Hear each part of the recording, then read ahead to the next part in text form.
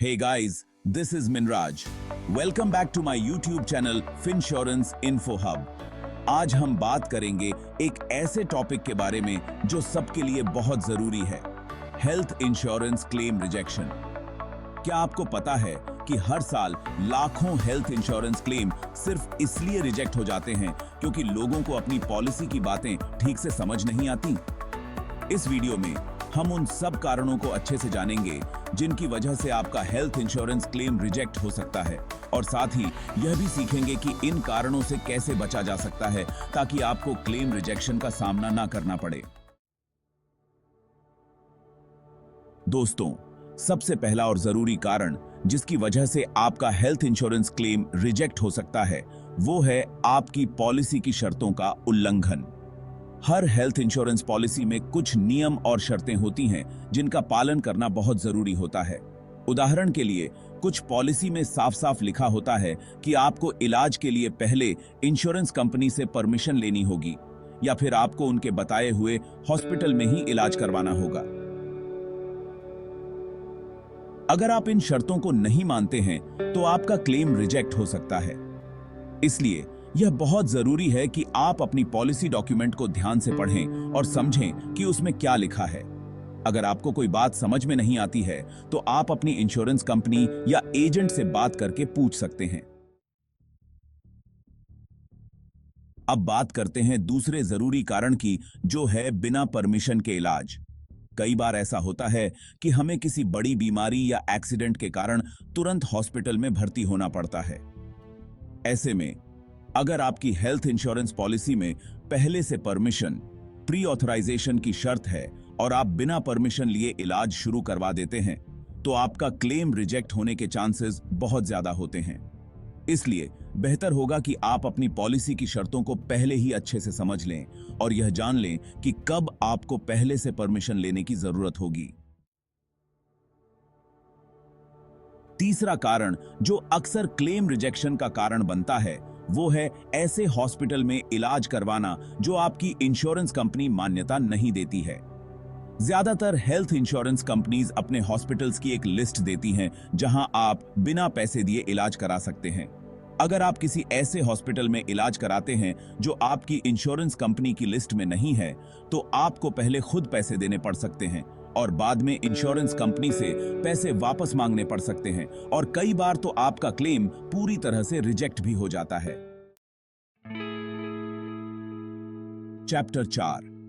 यह तो सब जानते हैं कि अगर आप समय पर अपना प्रीमियम नहीं देंगे तो आपकी पॉलिसी बंद हो जाएगी और आप क्लेम नहीं कर पाएंगे। यह बहुत बड़ी गलती है जो लोग करते हैं और फिर उन्हें बहुत परेशानी होती है। इसलिए ध्यान रखें कि आप अपना प्रीमियम समय पर भरते रहें ताकि आपकी पॉलिसी चालू रहे और आपको जरूरत पड़ने पर क्लेम मिल सके। चैप्टर 5। अब बात करते हैं एक और जरूरी कारण की, जो है पहले से मौजूद बीमारियों का शामिल न होना। ज्यादातर हेल्थ इंश्योरेंस पॉलिसी में एक निश्चित समय होता है जो आपके पॉलिसी लेने के बाद शुरू होता है। इस समय के दौरान आप कुछ बीमारियों के लिए क्लेम नहीं कर सकते हैं जो आपको पहले से हैं। यह समय अलग अलग पॉलिसी के लिए अलग अलग होता है और यह आपकी बीमारी पर भी निर्भर करता है। चैप्टर 6। क्लेम रिजेक्शन का एक और बड़ा कारण होता है सही कागजात का न होना। जब आप क्लेम करते हैं तो आपको अपने क्लेम के साथ कुछ जरूरी कागजात देने होते हैं, जैसे कि डॉक्टर की report, bill, discharge summary, etcetera. अगर आप ये कागजात समय पर और सही तरीके से नहीं देते हैं तो आपका क्लेम रिजेक्ट हो सकता है। चैप्टर 7। संदिग्ध या धोखाधड़ी गतिविधियां। अगर इंश्योरेंस कंपनी को लगता है कि आपके क्लेम में कुछ गड़बड़ है या आप धोखा दे रहे हैं, तो वो आपके क्लेम की जांच कर सकती है और उसे रिजेक्ट भी कर सकती है। इसलिए यह बहुत जरूरी है कि आप हमेशा सही जानकारी दें और किसी भी तरह का धोखा देने की कोशिश न करें। याद रखें, धोखाधड़ी एक अपराध है और इसके गंभीर परिणाम हो सकते हैं। चैप्टर 8। इंश्योरेंस की शर्तों का उल्लंघन। हर हेल्थ इंश्योरेंस पॉलिसी में कुछ सीमाएं होती हैं। उदाहरण के लिए आपकी पॉलिसी में लिखा हो सकता है कि आप एक साल में कितनी बार हॉस्पिटल में भर्ती हो सकते हैं या फिर आप किस तरह के इलाज के लिए क्लेम कर सकते हैं। अगर आप इन सीमाओं को पार करते हैं तो आपका क्लेम रिजेक्ट हो सकता है। इसलिए यह जरूरी है कि आप अपनी पॉलिसी की शर्तों को ध्यान से पढ़ें और समझें कि आपकी पॉलिसी में क्या-क्या शामिल है और क्या नहीं। आपको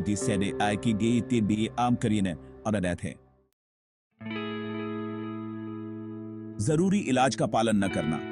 कई बार इंश्योरेंस कंपनी आपको कुछ खास इलाज करवाने के लिए कह सकती है, जैसे कि रेगुलर चेकअप करवाना, दवा लेना, एटसेट्रा। अगर आप इन निर्देशों का पालन नहीं करते हैं तो आपका क्लेम रिजेक्ट हो सकता है। इसलिए यह महत्वपूर्ण है कि आप अपने डॉक्टर की सलाह मानें और इंश्योरेंस कंपनी के बताए गए इलाज को पूरा करें। यह तो समझना बहुत आसान है कि अगर आपकी पॉलिसी का समय खत्म हो गया है तो आप कोई भी क्लेम नहीं कर सकते। इसलिए यह सुनिश्चित करें कि आप अपनी पॉलिसी को समय पर रिन्यू करवाते रहें ताकि आपको भविष्य में कोई परेशानी न हो।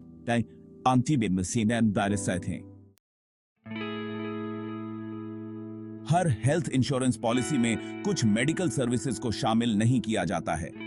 उदाहरण के लिए खूबसूरती बढ़ाने वाला ऑपरेशन, दांतों का इलाज, दूसरी तरह की चिकित्सा आदि। यह जरूरी है कि आप अपनी पॉलिसी को ध्यान से पढ़ें और समझें कि कौन सी मेडिकल सर्विसेज आपकी पॉलिसी में शामिल हैं और कौन सी नहीं। अगर आप किसी ऐसी मेडिकल सर्विस के लिए क्लेम करते हैं जो आपकी पॉलिसी में शामिल नहीं है तो आपका क्लेम रिजेक्ट हो सकता है। जब आप हेल्थ इंश्योरेंस पॉलिसी के लिए अप्लाई करते हैं तो आपको अपनी सेहत की जानकारी सही देनी होती है। अगर आप कोई जानकारी छुपाते हैं या गलत जानकारी देते हैं तो इंश्योरेंस कंपनी आपकी पॉलिसी को रद्द कर सकती है या फिर आपका क्लेम रिजेक्ट कर सकती है। इसलिए यह बहुत जरूरी है कि आप हमेशा सच्ची और पूरी जानकारी दें। हर हेल्थ इंश्योरेंस पॉलिसी में एक निश्चित अमाउंट तक का ही कवर होता है। इसका मतलब है कि अगर आपका इलाज इस अमाउंट से ज्यादा का होता है तो बाकी के पैसे आपको खुद देने होंगे।